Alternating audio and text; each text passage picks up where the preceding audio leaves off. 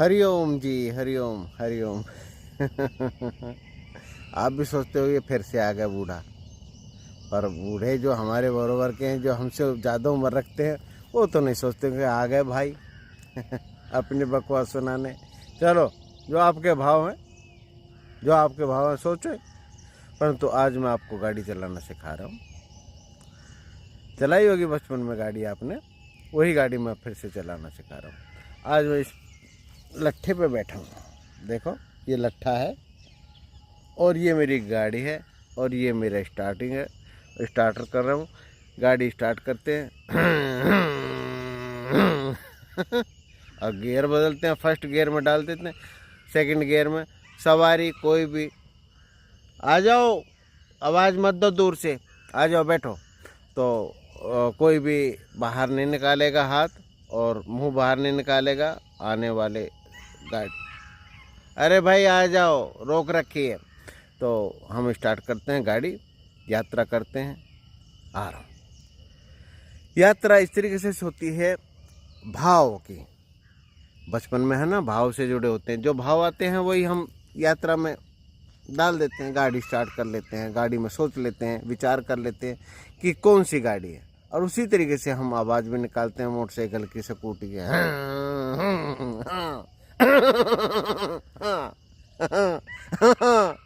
तो ये जो भाव है ना, ये अब हमने दूषित कर दिए हैं।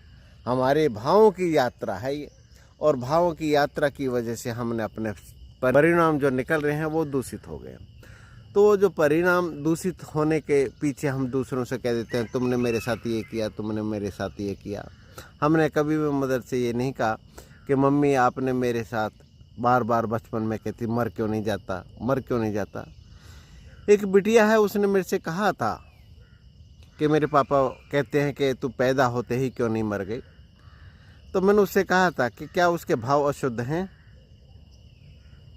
हाँ, उससे यही कहा था कि क्या आपके भाव आपके पापा के भाव अशुद्ध हैं, क्या आपके मदर के भाव अशुद्ध हैं। वो दुखी होने के कारण आपके क्रियाकलाप जो आप मस्तिष्क से कार्य करनी है, जो उपद्रव कर रहे हैं, उसके कारण पिता के मुंह से निकलना तो स्वाभाविक हो जाता है, परंतु उनके भाव तो दूषित नहीं हो सकते। मुझे नहीं लगता उनके भाव दूषित है।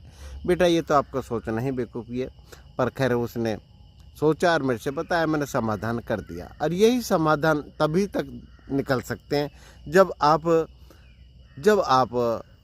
भाव शुद्ध रखेंगे।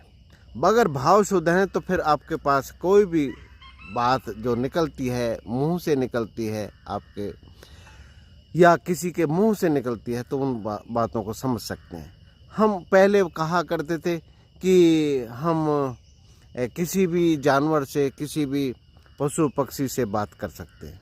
तो बात करने के लिए यंत्र ही नहीं होते, भाव जरूरी होते हैं। मदर देखो, एक बेटा खाना खा रहा है और उसका चेहरा देख के बता देती है कि गेहूँ उसमें रोटी में नमक कम है या सब्जी में नमक कम है, और वो उसको पूर्ति कर देती है। तो क्या हुआ, उसने भाव को पढ़ लिया। तो भाव बहुत जरूरी है। भाव अगर शुद्ध हैं तो सब कुछ शुद्ध है। इसलिए महत्वपूर्ण है आपके भाव। और अगर भाव अशुद्ध हैं तो फिर तो आपको सभी क्रियाकलाप जो भी आपके बड़े कहते हैं वो सारा का सारा अशुद्ध हो जाएगा। मेरे पास एक भक्त आए थे, तो उन्होंने कहा कि हमारे पास संतान नहीं है, काफ़ी समय हो गया, हम संतान को जन्म देना चाहते हैं। तो मैंने उनको कहा कि आपका जो गर्भ है वो अशुद्ध अवस्था में है। तो बहुत नाराज़ हो गई वो महिला बिटिया। एयरफोर्स से थे। खैर मैं बताना नहीं चाहता कौन थे, क्या थे, पर कुल मिला के सच्चाई ये है कि ये जो मैंने कहा है वो उन्होंने उसको दूषित रूप में ले लिया, क्योंकि उनके भाव दूषित थे। उनके हस्बैंड के भाव अच्छे थे। उन्होंने कहा कि बाबा जी आप बताइए किस तरीके से अशुद्ध है। मैंने बताया कि देखो, आपके पिता माता या कोई पितृ अगर जन्म लेते हैं तो उनको एक ऐसा स्थान चाहिए, ऐसा गर्भ चाहिए, ऐसी डमी चाहिए जो आप दोनों के द्वारा बनेगी। वो उस डमी में ही उतरेंगे वे पितृदेव। और क्योंकि अन्न ही ब्रह्म है, ये विस्तार का रूप है, ये मैं बाद में बताऊंगा। अन्न ही ब्रह्म है, ये सब्जेक्ट अलग हो जाता है, परंतु कुल मिला के मैंने जो बताया उनको यही बताया कि भाव शुद्ध होने के कारण जो आपके दोनों के योग से डमी बनेगी, उसी में ही आपके पितृ देवी देवता उतरेंगे और जन्म ले पाएंगे, आप गर्भ धारण कर पाएंगे। अन्यथा तो भूत प्रेत हैं जो जन्म ले ही रहे हैं, आप भी उनमें से एक हैं। हाँ, वाकई में हम भूत प्रेत ही हैं जो जन्म से पहले उसी योनि में थे और जन्म के बाद हम पितरों का आह्वान किया गया। तो आपने देखा होगा जो पितृपक्ष होता है एक्चुअल में उसको हम सम्मानित करते हैं, हिंदू धर्म में खासकर हम सम्मानित करते हैं। अन्य प्रकार के जो अन्य धर्म है उसमें किसी न किसी रूप में वो लोग भी स्वीकार करते हैं, जो मज़ार बना के हैं पूजा करते हैं या किसी भी रूप में है वो भी पूजा करते हैं। तो खैर हमने उनसे कहा और उनको समझाया कि ये आपका जो दूषित गर्भ है कारण कि सिर्फ भाव आपके बड़ों के प्रति गलत हैं, उनको शुद्ध कीजिए और हवन में बैठिए। 7 दिन का हवन है, हवन कराएंगे और आप गर्भ के लिए तैयार हो जाएंगे, गर्भ धारण के लिए तैयार हो जाएंगे। आप दोनों के योग से जो डमी बनेंगे अंगुष्ठ मात्र का जो डमी बनेगी उसमें ही एक जीवात्मा पवित्र आत्मा उतर पाएगी। और आपके खानदान में परिवार में एक बहुत सी पवित्र आत्माएं हैं जो उतरने के लिए तैयार हैं, परंतु ये आपकी पत्नी के जो भाव हैं उनके प्रति कोई ज़्यादा शुद्ध नहीं है। इस वजह से उनके भाव शुद्ध हों और उनकी श्रद्धा बने तो आप गर्भ शुद्ध हो जाएगा। सिर्फ भाव आप शुद्ध करें तो वो बहुत खुश हुए जान के और आज वो बहुत भाग्यशाली हैं कि उसके लिए तैयार हैं। तो मैंने आपको बताया भाव बहुत महत्वपूर्ण होते हैं, जीवन के भाव। अगर आपके भाव अशुद्ध हो गए तो आप सारी ही बातें अशुद्धियों को लेकर खड़ी कर देंगे। जैसे पिता के प्रति भी आपने कह दिया था कि पिता ये चाहते हैं कि मैं पैदा ही नहीं होती।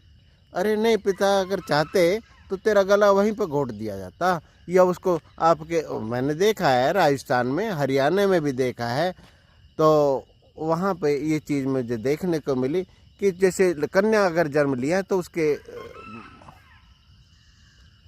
उसके मुंह में आटा डाल दिया और उसको मृत्यु दान दी गई।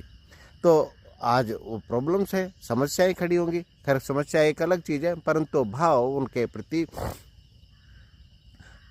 अगर अशुद्ध होते संतान के प्रति तो आप जीवित ही नहीं होते। आप इतनी उम्र ले रहे हैं, 20 साल की, 22 साल की, 23 साल की जो उम्र ले रहे हैं, इसलिए भाव शुद्ध होने चाहिए। और जैसे राजस्थान के या पंजाब के या अपना ग्रामीण क्षेत्रों में इस लड़कियों को मारा जाता है, इस तरीके से आप नहीं मारे गए हैं और आप जीवित रूप में माता पिता के सामने खड़े हैं।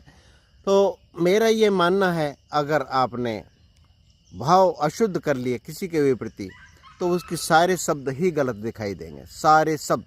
जबकि आपके प्रति कोई उनके भाव अशुद्ध नहीं है, आप बहुत अच्छी कंट्री में हैं, बहुत अच्छे स्थान पे हैं, अपनी तरक्कियां कर रहे हैं और उनके आपके प्रति कोई भाव अशुद्ध नहीं है। जो भी आप कर रहे हैं उनको वो तारीफ़ करते हैं उस चीज़ की कि हाँ आपने उपलब्धि के, परंतु उस उपलब्धियों के पीछे अगर भाव अगर अशुद्ध हो गए हैं कि आप वैसे ही नाली में कीड़े पड़े हैं, कीड़े की समान जी रहे हैं जीवन, तो भाई मैं कीड़े में भी आनंद हूँ। देखो मैं गाड़ी चला रहा हूँ, बजरंग बली मेरी नाव चली, चलती ही गई। मैं इस एज में भी आनंद में हूँ और आप इस एज में भी जो छोटी उम्र है उसमें भी दुखी हैं। तो फिर आप देख लो आपने क्या कमाया है और मैंने क्या कमाया है। तो मैं यही कहूँगा भाव को शुद्ध करें, भाव महत्वपूर्ण है। फिर ये बोल रहे हैं ना, पक्षी बोल रहे हैं ना, मुझे बैठा लो, क्या मैं बैठा सकता हूँ? वो बैठ ही गए, मेरे से भी ज़्यादा बढ़िया सुंदर पंख हैं उसके पास। जब उड़ता है तो ना ही तो वो बॉर्डर देखता है पाकिस्तान का। हाँ देखा, उसने कह दिया ना, गुड्डू तू ठीक कह रहा है, उसने यही बोला है। मैं भाव से जुड़ जाता हूँ, उनकी बातें सुन सकता हूँ, आप भी सुन सकते हो, सिर्फ भाव से जुड़ जाओ।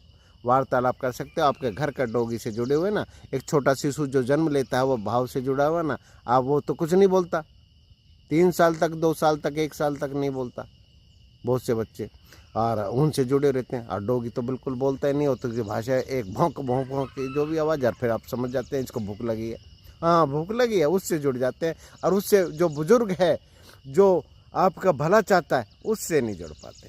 तो इसलिए महत्वपूर्ण है भाव। आज के लिए इतना ही। मेरी नाव चली, मेरी नाव चली, मेरी नाव चली, मेरी नाव चली, बजरंग बली मेरी नाव चली। तो आज के लिए इतना ही। नमस्कार। मैं मोहन शंकर, आपका अपना। हरिओम। मिलता हूँ नेक्स्ट वीडियो में आपसे।